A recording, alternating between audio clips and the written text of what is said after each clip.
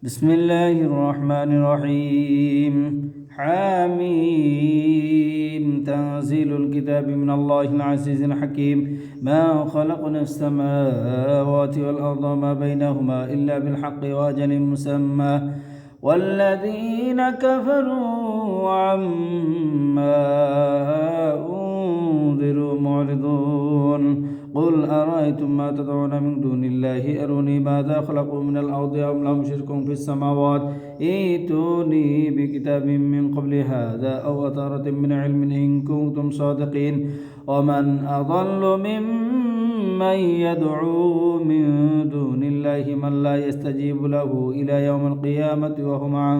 وهم عن دعائهم غافلون. وإذا حشر الناس كانوا لهم أعداء وكانوا بعبادتهم كافرين. وإذا تتلى عليهم آياتنا بينات قال الذين كفروا للحق لما جاءهم هذا سحر مبين أم يقولون افترى قل إن افتريته فلا تملكون لي من الله شيئا هو أعلم بما تفيدون به كفى به شهيدا بيني وبينكم وهو الغفور الرحيم. قل ما كنت بدعا من الرسل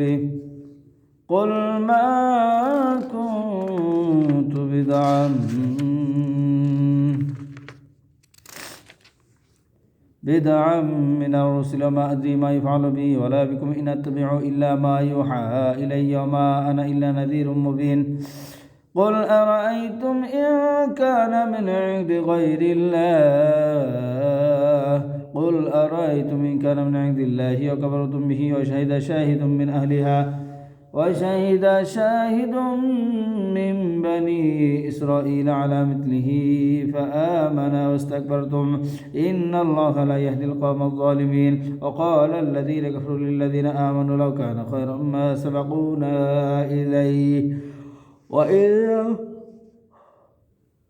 وإذ لم يأتوا به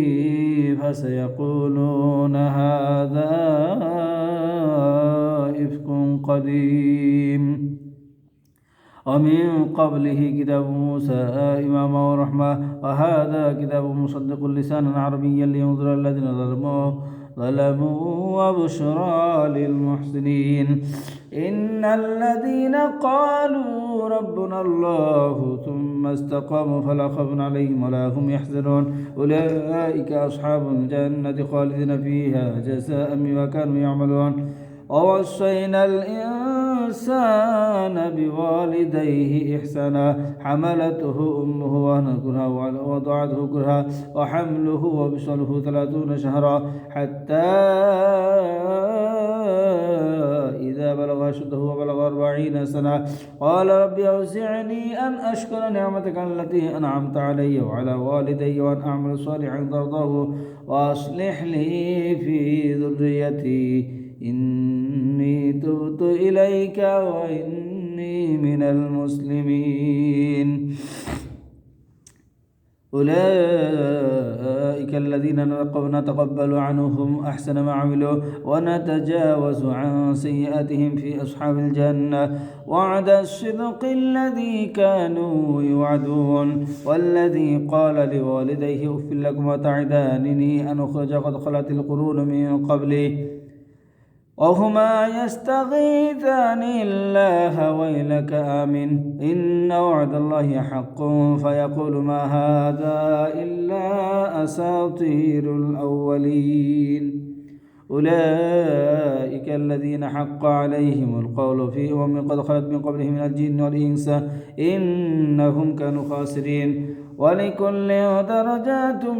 مما عملوا وليوفيهم أعمالهم وهم لا يظلمون. ويوم يعرض الذين كفروا على النار أذهبتم طيباتكم بحياتكم الدنيا واستمتعتم بها فاليوم تجزون عذاب الهون بما كنتم تستكبرون في الأرض بغير الحق وبما كنتم تفسقون. واذكر أخا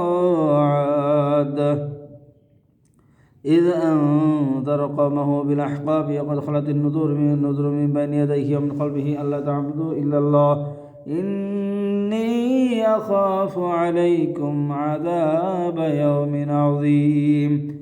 قالوا أجئتنا لتأفكنا عن آلهتنا فأتنا بما تعدنا إن كنت من الصادقين قال إنما العلم عند الله وأبلغكم ما أرسلنا به ولكني أراكم قوما تجهلون فلما رأوه عارضا مستقبل أوديتهما قالوا هذا عارض ممطرنا بل هو ما استعجلتم به ريح فيها عذاب أليم تدمر كل شيء بأمر ربها فأصبحوا لا يرى إلا مساكنهم كذلك نجزي القوم المجرمين ولقد مكناهم في ماء مكناكم فيه وجعلنا لهم سمعا وأبصارا وأفئدة فما أغنى عنهم سمعهم ولا أبصارهم ولا أفئدتهم من شيء إذ كانوا يجحدون بآيات الله وحاق بهم ما كانوا به يستهزئون ولقد أهلكنا ما حولكم من القرى وصرفنا الآيات لعلهم يرجعون فلولا نصرهم الذين اتخذوا من دون الله قربانا آلهة بل ضلوا عنهم وذلك إفكهم وما كانوا يفترون وإذا صرفنا إليك نفرا من الجن يستمعون القرآن فلما حضروه قالوا أنصتوا فلما قضي ولوا إلى قومهم منذرين قالوا يا قومنا إنا سمعنا كتابا أنزل من بعد موسى مصدقا لما بين يديه يهدي إلى الحق وإلى طريق مستقيم يا قومنا أجيبوا داعي